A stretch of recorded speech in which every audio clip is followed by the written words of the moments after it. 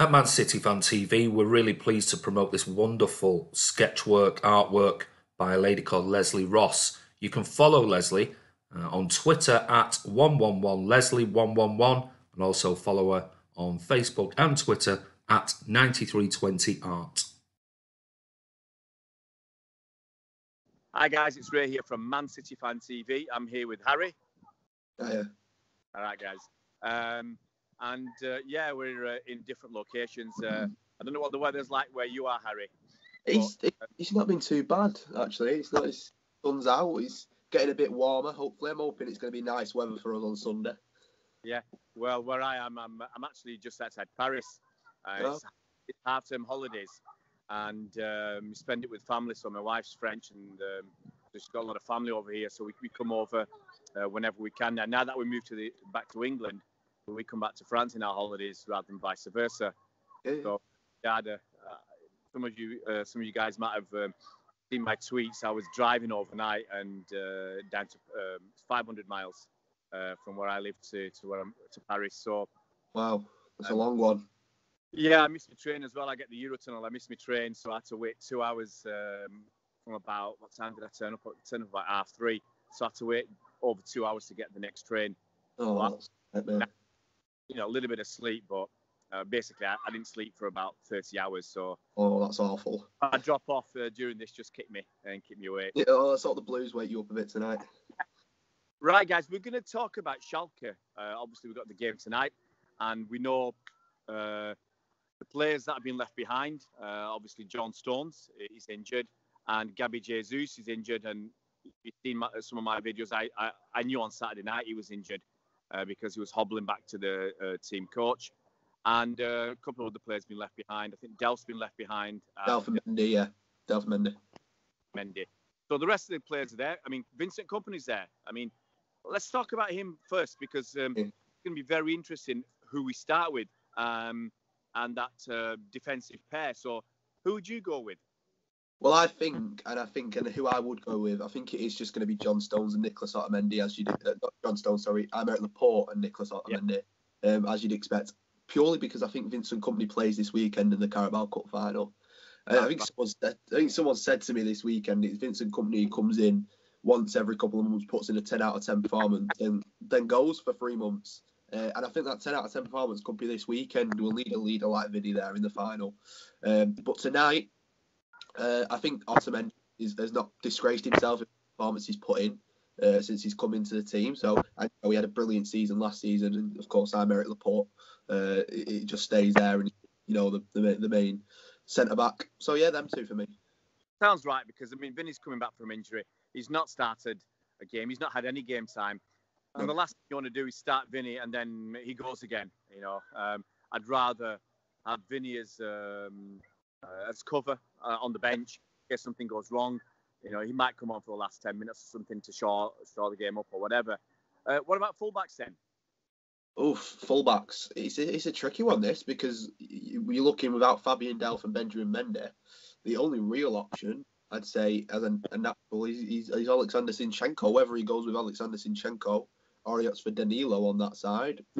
See, you know what Pep's like. He could, as you said, play Vincent Kompany with Otamendi and move Aymeric Laporte out to left back because he experiments like that. I'd be surprised for what we said with Kompany just coming back, and really, Schalke is not the kind of team like Liverpool or Everton where you need even more quality at the back. Yeah. So you're going for either Danilo or... Yeah, but I think Walker picks himself on the right. I don't know. Zinchenko's played 2 in a row, so I'd go Danilo on that side. Yeah. I mean, even though Zinchenko's actually played quite well. Yeah, played really well. It's good to have the options to have Danilo and Zinchenko to choose from. Kind of sorts itself out, and obviously Edison picks himself. Yes. Literally, I'm sure Pep picks him, but he's such quality. And what about your 3 midfielders then?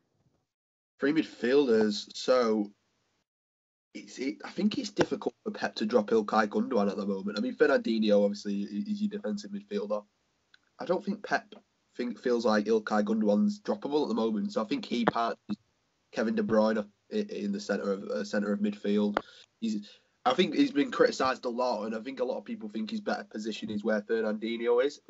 But you've seen in the last couple of weeks that he can pick out a key pass, and he's got that in his locker. And I think it was this stage last season against Basel where he put in a man of the match performance, scored 2 goals, and was magnificent. So maybe his game was more suited to a European, and he's from Germany before, so he's played against Schalke before, so he'll know what it takes to play against them.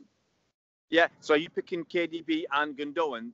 And Fernandinho sitting, yeah. Okay. Yeah, I mean, even though Fernandinho's 34 years old and you feel he needs a break, he needs a rest, he needs, rest his legs from time to time. Pep keeps picking him for just about every single game because. Well, that's what you open the second legs for, isn't it? If we've killed the game off. Yeah, exactly. Put out a great team. We chatted earlier and get a nice lead to rest players for the second leg. So who would you have up front then? I'm sure the kids behind me. I think Leroy Sané starts against his old team on the left, and he's not played a lot recently. He put in a brilliant performance, I thought, against Burton. So I think he starts on the left. I think Bernardo Silva starts off the right. I don't think Raheem Sterling starts this game, and I think purely because I don't think Bernardo Silva's droppable at the moment by Pep anyway. You know, you've seen all the praise he gave him in his conference yesterday, saying he loved him and he was one of the best talents in Portugal. So unless he drops Kevin De Bruyne, I think Bernardo Silva on the right, Leroy Sané on left, and Sergio obviously is the only option with no Gabriel up top. Yeah, obviously Sergio's going to play. I can't see Mahrez playing. I can't see him starting. No.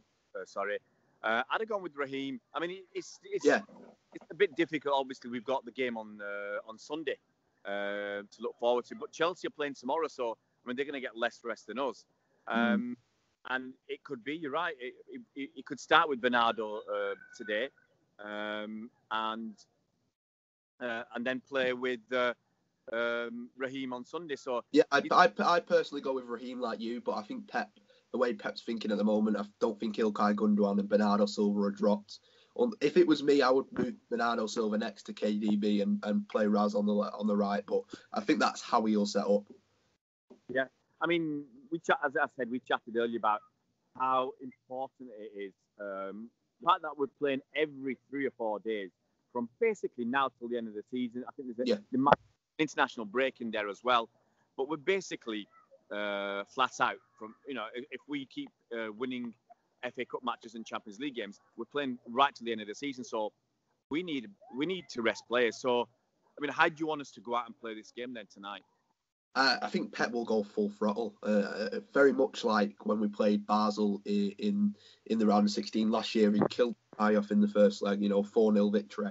It was over. It was over when it came to the Etihad, and I know we lost at Basel in the second leg at home, but it was he put out such a weak team, and now we get rid of the Carabao Cup. The FA Cup's coming into the stage where it's played every 2 weeks or so. So as soon as we get rid of that, we've still got 3 competitions. So I think it'd be a similar performance where we go full throttle and try and get a 2 or 3 goal lead going into the second leg. So Pep can give a rest of likes of Fernandinho, likes of Laporte, who's going to play a key part in all competitions coming up to the end of the season.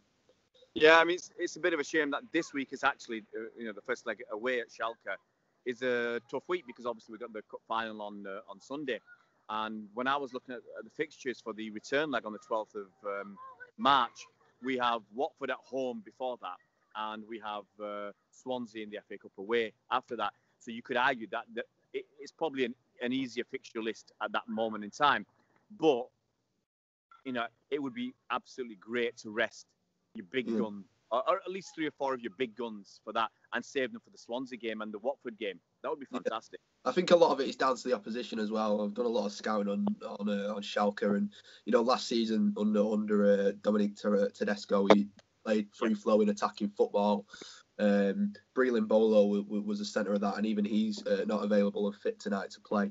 And they finished second behind Bayern with no disgrace to any team in the Bundesliga. Finishing above Red Bull Leipzig, the amount of money that's pumped into them. Borussia Dortmund, who are historically a good team, but this season they just fell off a cliff. I don't know what's happened. 15th in the Bundesliga now this season. They're only, I think it's 6 points off relegation spots. So maybe the Champions League for them is a welcome break to not worry about the league. And kind of play how they want to play, and maybe that could just play just into City's hands. Yeah. I mean, for them, it's a free throw of the dice, isn't it? You know, it's a free hit. And in the Bundesliga, they're averaging just over a point a game, which is ridiculous. Just over that, yeah. And they're just lucky that there's plenty of worse teams in the Bundesliga this season. Otherwise, they'd really be in a relegation dogfight.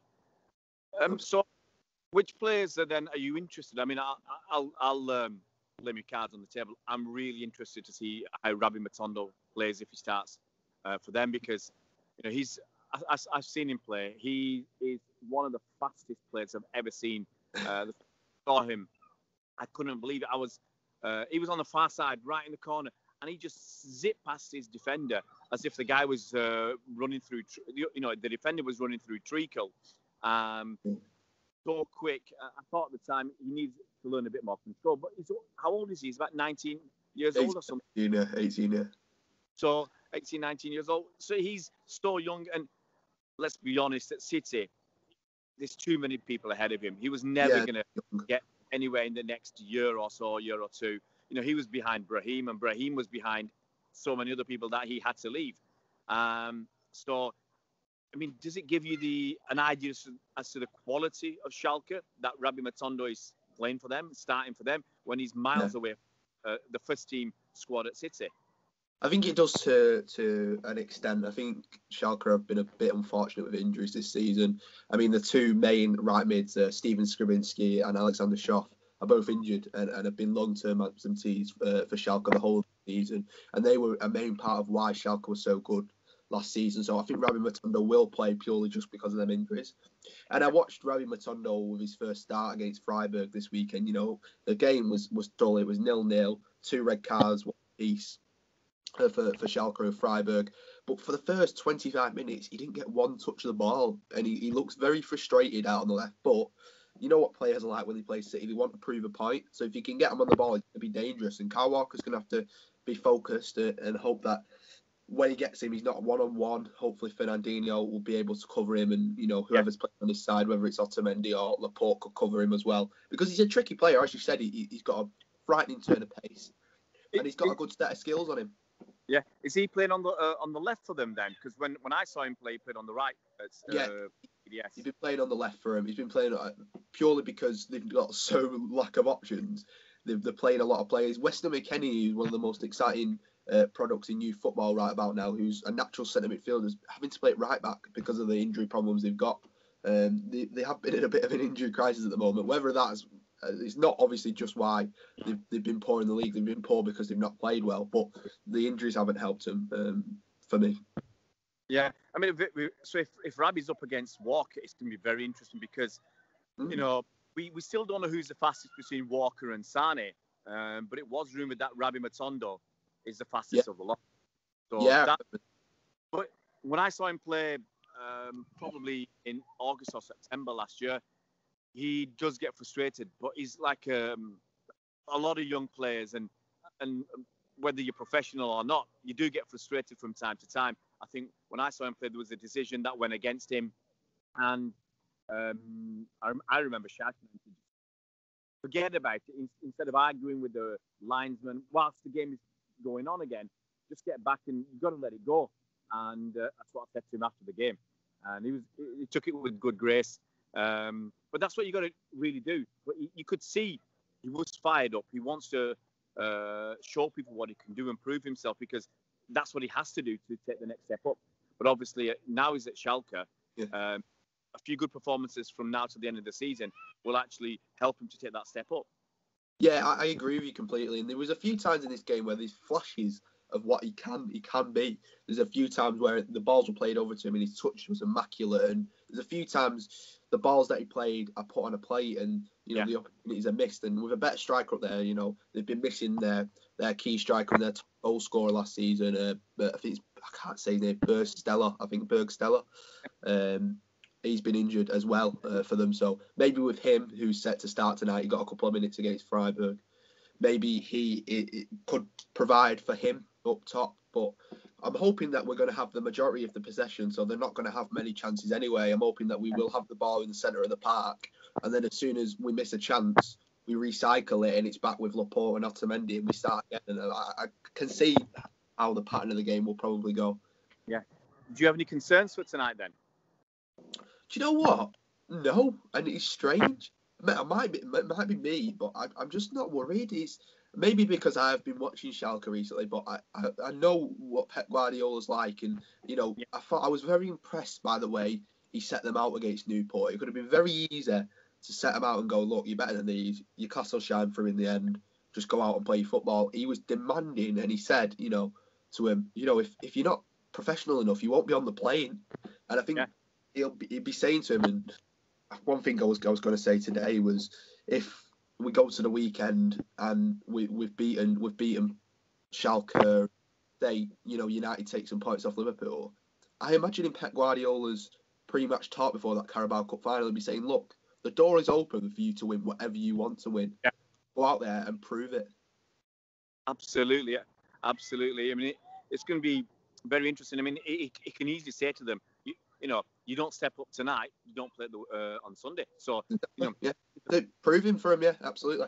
100%. Yeah. I mean, my only concern, probably it's been diminished with recent performances, but my only concern was when we went through a bad patch, and it was against lower level teams. Against, with all due respect to Leicester, Crystal Palace, and Newcastle, and where we were switching off after getting ahead. And I look back at our Champions League group stages. Shakhtar Donetsk aside, because they were heroes anyway, whipping boys. But we lost against Lyon at home. Yeah. We were lucky to get a draw, I believe, at Lyon away. Against Hoffenheim, we were lucky both games because over there, they scored first, if I remember correctly, and David Silva scored late on. They did well against us in Manchester. And it just felt that, there's been basically 6 or 7 games this season against what we would generally class as opposition a step or two below us that we've switched off. And that was my only concern with Schalke. Let's be honest, they were considered the easiest team left in the competition, having only scored 6 goals in 6 games to get through to this stage. Yeah, I agree with you. And actually, probably my only concern is if they could frustrate us there, because I think an away goal could be key. Because, all that can happen is, they've got a centre-back pairing of former Blue, Matej Nastasic and Salif Sane, and they've got a decent partnership together. And maybe they could frustrate our attackers. But how long that takes, we've come against stern defenders before. I mean, Liverpool conceded the least in the league, and we broke through them twice. Yeah. And we could have scored a lot more against them as well. So maybe that's the only concern. Maybe they could frustrate us because they have got a decent defence. They've got fast fullbacks, especially if Weston McKennie plays on the right. They'll have fast fullbacks, so they'll be able to get up and down the pitch. So they are a threatening team, and we can't forget that they had a brilliant season last season, and like that, they could turn it on. They've not lost any players. They've only added to the squad, so maybe they do turn up on the day. But I've got confidence in our boys at the moment from what wasn't a half-full defeat against Newcastle to go to the week where we've been 2 top 6 sides and away at a bogey ground that we don't normally pick up the win at, that we could go out and do a professional job. Yeah. Okay then, Harry. Let's have some score predictions. I'll let you go first. I've got a feeling it's going to be similar to Basel, but I'm going to say 3-0 City, and I think Sergio Aguero might get 2. Right, I'm going to go for 3-1, just because it's City. We always get a floppy goal, yeah. We had that great start to the season, really, where we weren't letting many goals in, and everybody, a lot of people wanted Edison as their fantasy football captain. But as soon as you put him in, we let a goal in for about 11 or 12 or 13 consecutive games or something ridiculous like that. We hadn't kept sheet. Although we did get, I think we recovered a little bit in our defensive areas and had a few shutouts. But I can see them scoring. Like Newport, I said Newport. I felt they'd score. Poor from our side, but I can see Schalke scoring. And let's say Nasty, as we used to call him, because it's easy to say. if he knocks it through to Matondo scores, it's all City.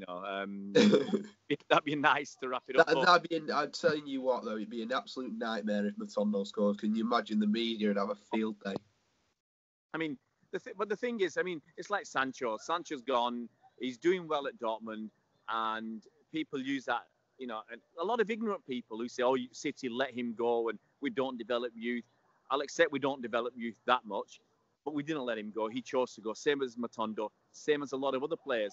They want to play more football, and some of the teams in Germany offer them more money as well. I think it's very much a narrative with City because the big example you can use is Reece Nelson of Arsenal. He's gone to Hoffenheim, and I remember when we played him, especially at the Etihad, he was really, really impressive. But there's not a lot of talk about that because Jadon Sancho is the man of the moment. And fair enough, he is performing really, really well. But I think there's a lot of spin on it of, Pep Guardiola in the past has brought through such world-class players. I think they're expecting him to come to City, put 11 academy players in the starting lineup and win the league, and it's not going to happen. It's not going to happen. You go and look at Chelsea, for instance, with Sarri.